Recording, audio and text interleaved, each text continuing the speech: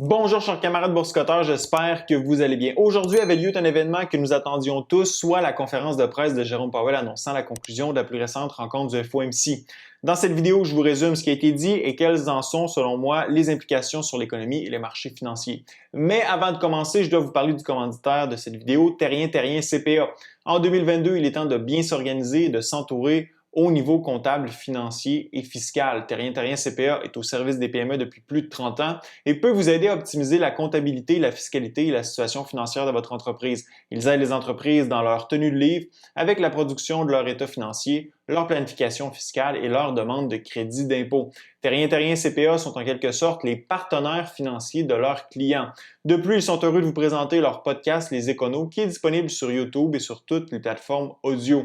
Vous y retrouverez les témoignages d'entrepreneurs dans le domaine des jeux vidéo, de l'informatique, du génie et des médias sociaux, ainsi que de l'information sur des sujets comme l'assurance vie, l'immobilier et la fiscalité. D'abord, il est important de se rappeler l'environnement dans lequel se trouve la Réserve fédérale américaine présentement. La Fed doit faire face aux plus grandes hausses de prix en 40 ans, que ce soit pour les consommateurs ou les entreprises. Les hausses de prix sont majeures. Si la Banque centrale américaine se retrouve dans cette situation, c'est aussi un peu beaucoup par sa faute. Dès que les hausses de prix ont débuté leur accélération au début de 2021, plusieurs économistes et analystes se sont levés pour inviter la Fed à relever le pied de l'accélérateur en resserrant quelque peu sa politique monétaire. On peut penser à Larry Summers, qui était sur toutes les tribunes à ce moment. Ironiquement, Powell a même affirmé aujourd'hui qu'en rétrospective, en sachant ce qu'il sait maintenant, il aurait été plus juste de resserrer la politique monétaire plus tôt. Malheureusement, la Fed a fait la tête dure en maintenant sa politique monétaire accommodante malgré l'accélération de la hausse des prix afin de favoriser son mandat de plein emploi. Par le passé, l'institution a été critiquée pour avoir négligé l'atteinte du plein emploi au sein des groupes minoritaires comme les Noirs par exemple. Cette fois-ci, il ne voulait pas manquer son coup et la Banque centrale américaine a déployé un bazooka monétaire afin de stimuler le marché de l'emploi, même si cela impliquait de mettre en péril l'atteinte de son autre mandat de stabilité des prix. C'est d'ailleurs ce qui est arrivé. La Fed s'est entêtée à poursuivre une politique monétaire inflationniste alors que la hausse des prix continuait de battre des records mois après mois. Sachant que sa politique monétaire était un facteur stimulant directement la hausse des prix, la Fed a cherché une porte de sortie en qualifiant la hausse des prix de temporaire, comme si elle représentait un mal nécessaire afin de stimuler le marché de l'emploi. Cependant, le discours de la Fed a mal vieilli et les excuses utilisées pour justifier des hausses de prix qui ne ralentissaient pas n'ont fait qu'éroder la crédibilité de la Fed à l'égard de sa capacité à remplir un de ses deux mandats, en cherchant à rejeter les hausses de prix sur l'effet de base, l'économie en redémarrage, les chaînes d'approvisionnement disloquées et maintenant la guerre en Ukraine. La Fed cherche à s'acheter du temps afin de continuer sa politique monétaire accommodante. Même si elle a retiré en réaction à la pression médiatique le qualificatif de transitoire pour parler des hausses de prix, la Fed croit toujours que l'IPC diminuera en seconde moitié d'année. La Banque centrale se s'est prise entre l'arbre et l'écorce.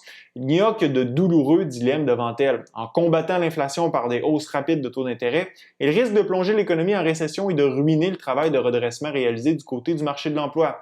Par contre, en laissant les hausses de prix filer, elle risque de transformer ce qu'elle juge comme étant toujours transitoire en quelque chose de permanent en venant modifier les anticipations des consommateurs et des entreprises. Ceci, jumelé à une économie déjà en ralentissement et à des consommateurs ayant la mine plutôt basse, jette la table pour ce qu'on appelle la stagflation, soit de la décroissance jumelée à de l'inflation. La guerre en Ukraine provoquant des hausses importantes au niveau des prix de l'énergie et des marchandises de première nécessité, comme le blé, tout porte à croire que les prix continueront leur tendance haussière au cours des prochains mois. Le retour des confinements de masse en Chine face à une recrudescence des cas de COVID dans un pays où on applique une politique zéro à l'égard du virus n'a rien de positif non plus. La Fed marche donc sur des œufs.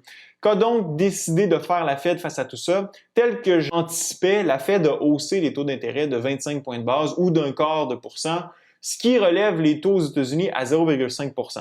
Du côté de l'économie, la Fed a revu ses prévisions de croissance à 2,8 % pour 2022, alors qu'elle croyait que celle-ci serait de 4 % en décembre dernier. En plus, la Fed a revu ses prévisions à la hausse pour ce qui est de la hausse des prix à 4,3 % par rapport à 2,6 % en décembre dernier. La Fed prévoit un retour de l'inflation près de sa cible de 2 % à partir de l'an prochain.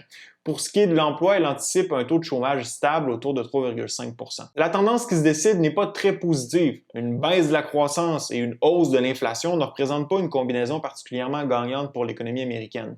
Ce qui contraste le plus par rapport aux prévisions de décembre dernier, c'est la révision des hausses de taux anticipées par la Fed, d'une cible de 0,9 % pour 2022 en décembre dernier. Les membres du FOMC voient maintenant les taux monter à 1,9 % cette année, ce qui représente une hausse de 25 points de base à chacune des 6 réunions du FOMC restant cette année.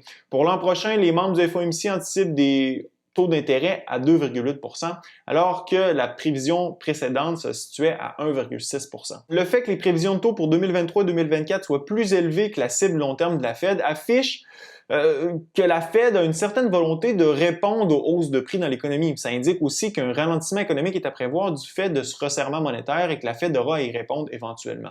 En comparant le diagramme à point de cette rencontre avec celui de mars 2021 et de décembre 2021, on voit que la Fed est entrée en mode panique. D'une part, elle cherche à répondre aux hausses de prix importantes et d'une autre, à regagner de la crédibilité auprès du public. Pour la Fed, l'économie est solide et elle peut soutenir le nombre de hausses de taux requis pour freiner les hausses de prix. Powell a affirmé que la guerre en Ukraine aura un impact sur la croissance et les hausses de prix, mais qu'il ne s'attendait pas à une récession au cours des 12 prochains mois, ni à ce que les prix continuent leur ascension en deuxième moitié d'année. Quant au bilan financier, celui-ci sera réduit dès cette année et le plan de réduction sera communiqué lors de la prochaine rencontre en mai prochain. Autrement dit, la Fed a envoyé un message fort attestant qu'elle est déterminée à combattre l'inflation, mais que le resserrement de la politique monétaire se fera à la lumière des données économiques qui seront publiées. La Fed n'a donc pas l'intention de nous plonger en récession pour ramener sous contrôle la hausse des prix. Elle se contente d'aligner sa politique monétaire avec ce qu'anticipaient déjà les marchés financiers, soit cette hausse de taux pour cette année. D'ailleurs, la bourse a bien réagi. Pourquoi? Premièrement, parce qu'on nous a servi une hausse de 25 points de base et non de 50 points de base.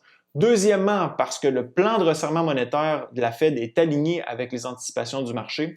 Troisièmement, parce que Powell n'a pas l'intention de faire un Paul Volcker en haussant rapidement les taux. Quatrièmement, parce que la réduction du bilan financier de la Fed nous sera communiquée fort probablement en mai prochain lors de la prochaine rencontre du FOMC. Et cinquièmement, parce que Powell a signalé que l'économie américaine était mûre pour absorber les hausses de taux prévues.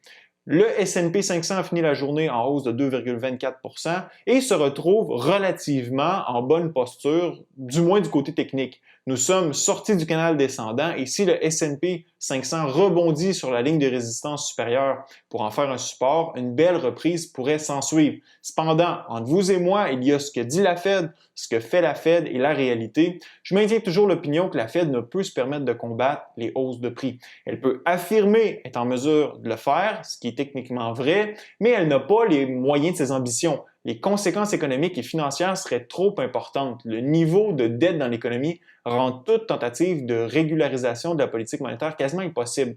Plus on avancera dans ce cycle de resserrement monétaire, plus il deviendra évident que la Fed nous pousse vers la récession.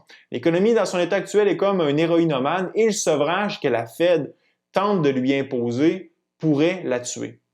Même en étant prudente, les hausses de taux introduites par la Fed vont créer des problèmes de liquidité dans le secteur à revenus fixes, ce qui risque éventuellement de secouer les marchés financiers. C'est ce que nous indique la courbe de rendement des obligations qui poursuit son aplatissement.